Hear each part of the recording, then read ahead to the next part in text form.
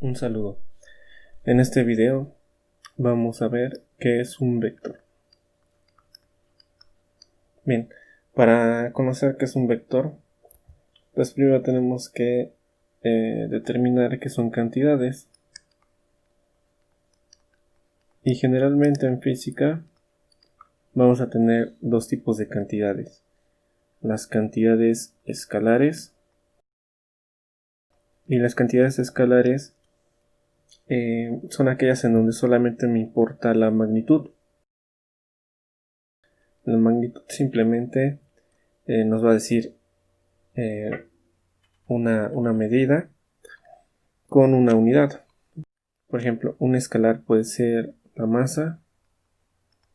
La masa simplemente es la cantidad de materia y su unidad son kilogramos. Otro escalar puede ser la temperatura. La temperatura simplemente es un promedio de la cantidad de movimiento de las partículas de un cuerpo y su unidad son grados centígrados o grados Kelvin o Fahrenheit, etc. Otra magnitud puede ser el color de algún objeto, pues se puede determinar. No hay códigos hexadecimales o códigos RGB para determinar colores. Y otro pues puede ser la longitud. La longitud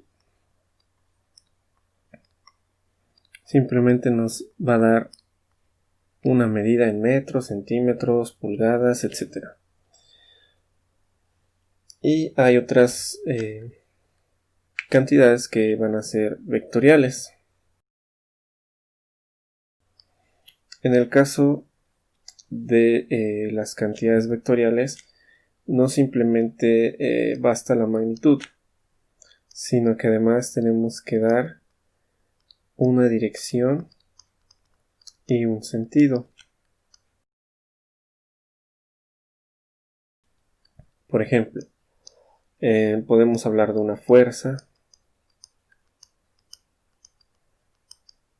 Si yo digo una fuerza de 10 newtons o de 20 kilonewtons, su efecto depende de qué dirección tenga, ¿vale? Su efecto en un cuerpo. Si el sentido es positivo o negativo, también influye en el efecto que tiene esa fuerza. Podríamos hablar de desplazamiento. El desplazamiento pues tiene que ver con un movimiento, una variación entre dos puntos, ¿no? Aquí hablábamos en las magnitudes escalares. Aquí hablábamos en las cantidades escalares de longitud, pero la longitud simplemente es una medida. No importa si es hacia el norte, al sur, al este, arriba, abajo, pero el desplazamiento sí.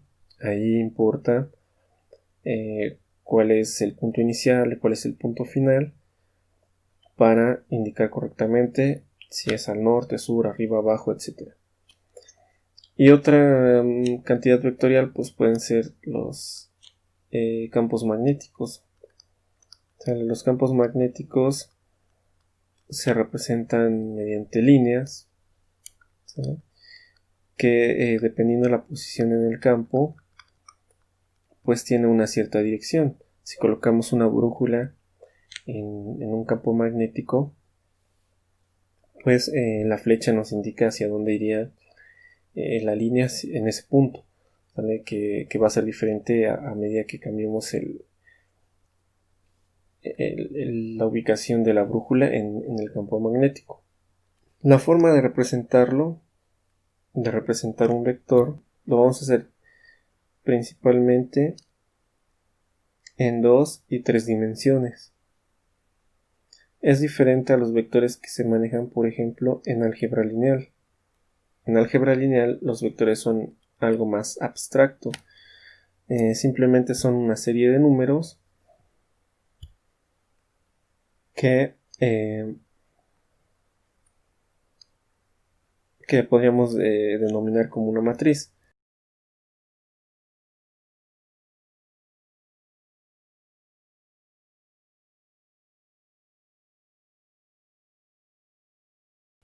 Bien, entonces, para dos dimensiones, pues estamos acostumbrados a plantear en el eje horizontal a las X, en el eje vertical a las Y. El vector pues viene siendo esta flecha, ¿sale? Que tiene características importantes. Tiene un punto inicial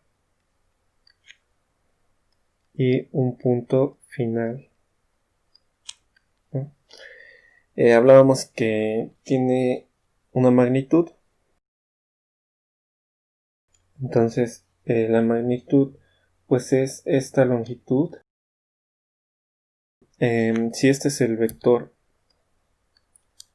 B, entonces la magnitud se va a escribir así con unas barras como de valor absoluto.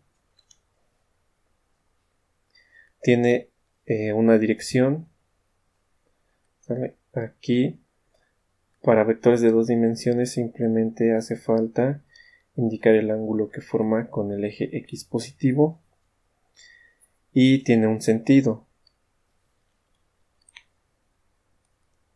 Entonces el sentido simplemente me indica si el vector es positivo o negativo.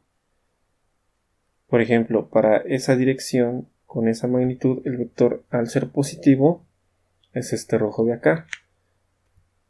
Si fuera negativo, entonces iría hacia abajo. Entonces este es el vector B positivo, este es el vector menos B. Para esta dirección es importante que dirección y sentido están correlacionados. Entonces, para un vector en tres dimensiones, primero vamos a tener un cierto problema porque estamos representando un objeto de tres dimensiones en dos. Entonces, una forma de reducir esta problemática de graficar algo de tres dimensiones en dos es ayudarnos con guías. Bien, aquí vamos a poner líneas paralelas a los ejes indicando pues dónde estaría su proyección. Donde si ponemos una lámpara arriba del eje Z, pues se va a formar una sombra y la punta de la flecha quedaría en esta intersección. ¿Okay? Bien. Entonces, al igual que en los vectores de dos dimensiones, tenemos una magnitud, que es la longitud del vector. Aquí si este es el vector B, entonces esta es la magnitud del vector B. En el caso de la dirección, pues no basta con dar un ángulo. Aquí tenemos tres ejes, entonces la dirección va a estar dada por el ángulo que forma el vector con el eje X. Este pues generalmente se llama alfa. El ángulo que forma con el eje Y, este lo vamos a llamar beta.